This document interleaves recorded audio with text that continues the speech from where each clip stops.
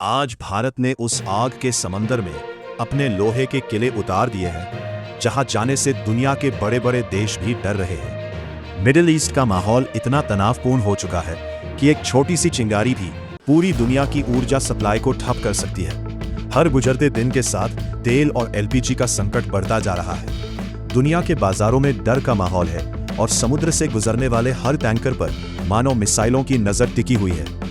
लेकिन इसी डर और सन्नाटे के बीच भारत ने एक ऐसा शांत लेकिन ताकतवर ऑपरेशन शुरू किया है जिसने पूरी दुनिया को हैरान कर दिया है। भारत ने न सिर्फ अपने गैस टैंकरों को सुरक्षित रास्ता दिलाया बल्कि दुनिया को यह भी दिखा दिया कि अगर बात देश की ऊर्जा सुरक्षा की हो तो भारत पीछे हटने वालों में से नहीं है। अब सवाल यह है कि आखिर उस खतरनाक समुद्री रास्ते में भारतीय नौसेना ने ऐसा क्या किया जिसने दुनिया का ध्यान अपनी तरफ खींच लिया।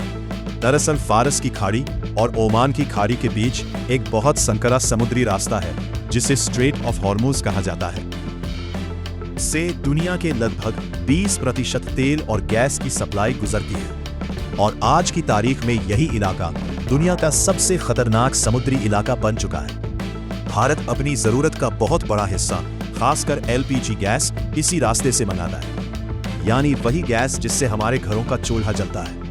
अगर इस रास्ते में एक भी टैंकर पर हमला हो जाए तो उसका सीधा असर भारत के करोड़ों परिवारों के बजट पर पड़ सकता है। इसी खतरे को समझते हुए भारतीय नौसेना ने तुरंत कदम उठाया और अपने सबसे ताकतवर युद्धपोतों को इस इलाके में तैनात कर दिया। कोलकाता क्लास के डिस्ट्रॉयर और अलवार क्लास के फ्रिगेट्स को फारस की खाड़ी के पास हाई अलर्ट पर रखा गया है। ये जहाज सिर्फ गश्त नहीं कर रहे बल्कि भारत के गैस टैंकरों की साए की तरह सुरक्षा कर रहे हैं। दुनिया के कई देशों को यह देखकर हैरानी हुई कि भारत ने इतनी तेजी से इस पूरे समुद्री रूट को सुरक्षित कैसे कर लिया। चीन के कुछ जासूसी जहाज भी इस पूरे घटनाक्रम को देख रहे हैं और समझने की कोशिश कर रहे हैं कि भारत ने इतनी जल्दी इतना मजबूत सुरक्षा घेरा कैसे बना दिया। भारत का साफ संदेश है कि हमारे व्यापारिक जहाजों की तरफ गलत नजर डालने वालों को करारा जवाब दिया जाएगा। फारस की खाड़ी में बढ़ते तनाव ने पूरी दुनिया की सप्लाई चेन को हिला दिया है। ब्रिटेन के पूर्व प्रधानमंत्री ऋषि सुनक ने इस स्थिति को इस दशक का चौथा सबसे बड़ा सप्लाई शॉक बताया है। पहला कोविड महामारी, दूसरा रूस यूक्रेन युद्ध, तीसरा चीन द्वारा रेयर अर्थ मिनरल्स के निर्यात पर रोक और अब चौथा यह मिडिल ईस्ट का संकट। दुनिया के कई देशों के पास गैस का सुरक्षित भंडार सिर्फ कुछ ही दिनों का बचा है।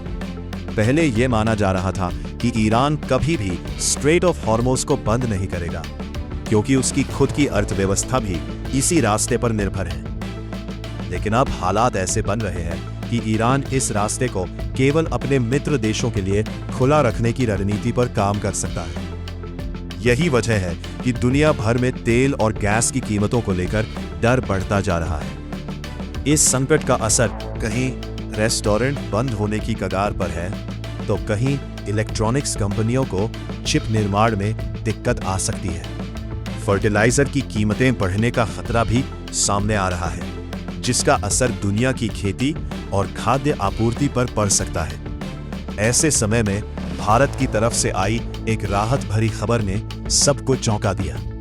भारतीय ध्वज वाला विशाल एलपीजी टैंकर शिवालिक सुरक्षित रूप से भारत के मुंद्रा पोर्ट पर पहुंच गया।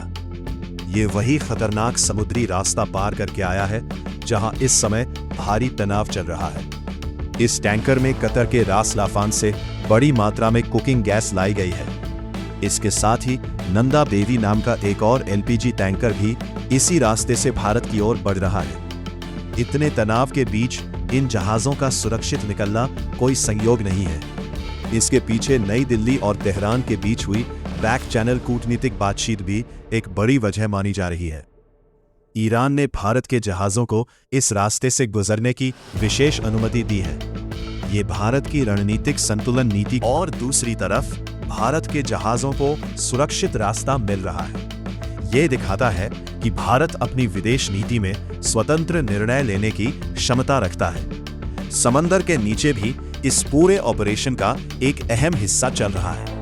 भारतीय नौसेना के एडवांस सोनार सिस्टम और P-8I पोसाइडन विमान समुद्र के नीचे होने वाली हर गतिविधि पर नजर रख रहे हैं। अगर किसी भी तरह की संदिग्ध हलचल दिखाई देती है तो तुरंत कार्रवाई की तैयारी रहती है। सैटेलाइट के जरिए हर टैंकर की लोकेशन ट्रैक की जा रही है।